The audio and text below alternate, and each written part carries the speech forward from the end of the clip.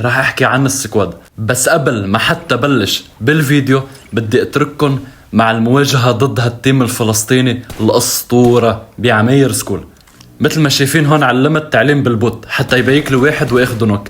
مثل ما شايفين 7 اكتوبر نزل نوك، وهذا السكواد كان صار له ساعة مجلد بالسيرفر. هون ببش عليهم على العماير. اسا في 3 ضدي، لازم اسحبهم على عمارة تانية لانه هيك انا محاصر منهم وما فيني استحكم العب معهم ابدا. بدي اسحبهم واحد واحد.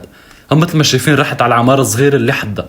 العماير لعبتها معروفة، بس بدك تسحب الخصم تضلك عم تركز بالصوت. بدك تعرف تسحبهم واحد واحد وتركز بصوتهم حتى تخلص السكواد انت ومرتاح، وبنفس الوقت هن ما يكونوا حسوا بشي ابدا.